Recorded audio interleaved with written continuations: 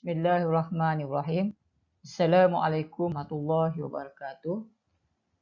InsyaAllah pada hari ini bersama dengan Ustaz, kita akan menyambung pelajaran 10 iaitu yang bertajuk hindari sifat negatif. Baiklah murid-murid, terlebih dahulu marilah sama-sama kita membacakan hadis ini.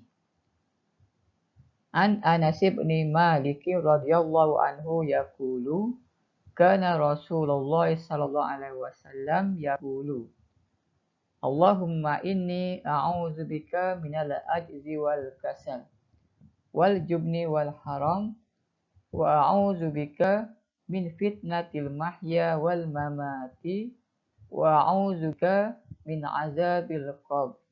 Riwayat Al-Bukhari. Baiklah murid-murid, untuk makluman murid-murid semua, hadis ini adalah merupakan satu bentuk doa yang diamalkan oleh Rasulullah SAW. Sebagaimana yang diriwayatkan oleh Anas bin Malik ini. Baiklah murid-murid, seterusnya kita melihat pula kepada maksud hadis ini ataupun doa ini. Allahumma inni a'udzubika. Ya Allah, aku memohon perlindunganmu. Minal ajzi wal kasal. Daripada sifat lemah dan malas. Dan wal jubni wal haram, dan pengecut dan nyanyuk. Wa a'udzubika, dan aku memohon perlindunganmu min fitnatil mahya wal mamati, daripada fitnah kehidupan dan kematian. Wa a'udzubika min azabil qabr, dan aku memohon perlindunganmu daripada azab kubur. Jadi begitulah murid-murid, hadis beserta dengan maksudnya, iaitu merupakan satu bentuk doa yang kita boleh amalkan dalam kehidupan kita seharian. Baiklah murid-murid, di sini di dalam prisma ilmu ini disebut berkaitan dengan siapakah yang dikenali sebagai Anas bin Malik, iaitu merupakan pembantu peribadi Rasulullah SAW. Beliau telah berkhidmat untuk Rasulullah SAW sejak berumur 10 tahun sehingga Rasulullah SAW wafat. Anas meriwayatkan sebanyak 2,286 hadis daripada Rasulullah SAW. Baiklah murid-murid, seterusnya adalah merupakan kandungan ataupun intipati yang terdapat di dalam hadis yang kita bacakan tadi, iaitu terdapat 4 sifat yang tidak disukai oleh Allah Subhanahu Wa Taala. Iaitu yang pertama ialah sifat lemah, yang kedua sifat malas, yang ketiga sifat nyanyuk, dan yang keempat ialah sifat pengecut. Baiklah murid-murid, untuk menyambung tajuk kita pada hari ini, Ustaz akan mempersembahkan video yang telah dirakam oleh anda semua. Baiklah, sekian sahaja daripada Ustaz. Assalamualaikum warahmatullahi wabarakatuh.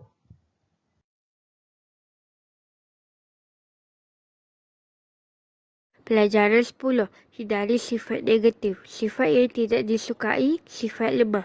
Lemah lawan kuat. Maksud, meninggalkan sesuatu yang tidak mampu dilakukan. Punca orang yang lemah mungkin ada keinginan untuk melakukan kebaikan, namun dia tidak mampu melakukannya. Contoh, murid yang tidak mampu membantu guru mengangkat barang-barang kerana sakit, atau murid tingkatan 3 tidak mampu memahami isi pelajaran peringkat universiti. Sifat malas. Maksud sifat malas, meninggalkan sesuatu yang mampu dilakukan. Contohnya, malas solat, malas puasa, malas melakukan aktiviti senaman. Punca berlakunya sifat malas, kesan ubat-ubatan, suka bertangguh dan juga stres. Cara mengatasi sifat malas: amalkan membaca doa, rehat dan tidur yang cukup, paksakan diri, pastikan tujuan, tentukan target untuk masa hadapan. Terima kasih dan Assalamualaikum. Maksud pengecut ialah orang yang tidak berani melakukan atau menghalang sesuatu situasi. Contoh orang yang pengecut ialah tidak menolong orang yang dizalimi, tidak mencegah kemungkaran. Punca berlaku ialah tidak mempunyai keberanian untuk menghalang sesuatu perkara, takut untuk menghadapi sebarang risiko dan kemungkinan, tidak yakin pada kebolehan diri sendiri. Cara mengatasi sifat pengecut ialah mendidik diri menjadi lebih berkeyakinan, berkawan dengan orang yang berani, memohon kepada Allah Subhanahu Wa Taala supaya diberikan keyakinan dalam melakukan sesuatu perkara.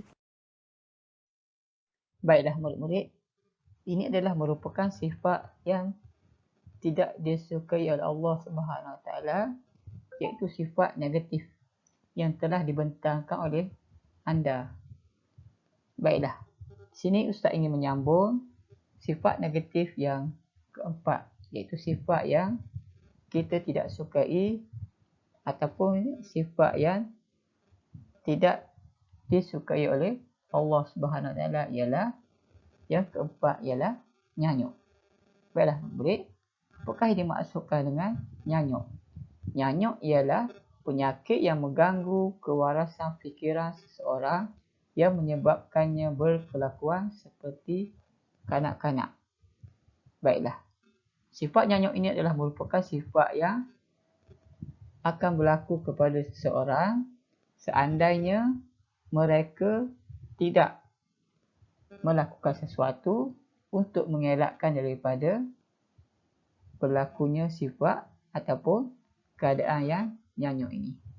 Antara cadangan melalui pembacaan yang anda boleh dapati di dalam mana-mana sumber, iaitu menurut kaedah sains ataupun menurut kepada amalan sainsnya ialah yang pertama, dengan melakukan senaman dan aktiviti. Senaman dapat mencegah diri daripada mendapat penyakit jantung, diabetes, tekanan darah tinggi, kanser dan sebagainya, termasuk jugalah kesihatan mental seperti sukar untuk tidur, insomnia, anxiety iaitu kebimbangan dan kemurungan. Dalam jangka panjang, ia dapat mengelakkan diri daripada penyakit nyanyuk dan pelupa yang disebut sebagai dementia. Malah dalam beberapa kajian menunjukkan dengan melakukan senaman atau aktiviti fizikal yang ringan secara istiqamah dapat membantu memulihkan masalah ingatan yang lemah bagi mereka yang telah pun mengalami masalah ingatan, iaitu dengan cara melakukan aktiviti berjalan kaki dan senaman ringan seperti senaman yang biasa kita lakukan. Baiklah. Seterusnya, yang kedua yang Ustaz ingin kongsikan pada hari ini ialah berkaitan dengan mempunyai tidur yang berkualiti, iaitu mendapat tidur yang berkualiti sangat diperlukan oleh tubuh badan kita. Dalam banyak kajian, tidur selama 6 hingga 8 jam sangat penting untuk fungsi otak kerana proses pembelajaran dan mengingat dapat disimpan dalam otak semasa tidur. Jadi begitulah murid-murid, antara perkara-perkara yang kita boleh lakukan untuk mengelakkan kita daripada mengalami masalah nyanyuk ini. Baiklah, seterusnya pengajaran hadis. Yang pertama ialah kita hendaklah berusaha menjadi orang yang kuat kerana seseorang mukmin yang kuat lebih dicintai oleh Allah Subhanahu Wa Taala.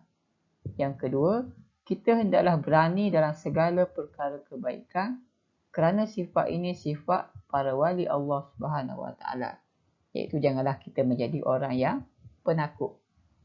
Yang ketiga ialah kita hendaklah rajin, iaitu lawan kepada sifat malas, iaitu rajin berusaha meningkatkan kebaikan untuk berubah daripada kemunduran kepada kemajuan. Dan yang terakhir ialah kita hendaklah sentiasa berdoa kepada Allah Subhanahu Wa Taala agar dijauhkan daripada sifat-sifat yang tidak disukai oleh Allah Subhanahu Wa Taala, iaitu sebagaimana yang telah kita bincangkan sebelum ini. Jadi begitulah murid-murid perbincangan kita pada hari ini. Sekian. Assalamualaikum warahmatullahi wabarakatuh.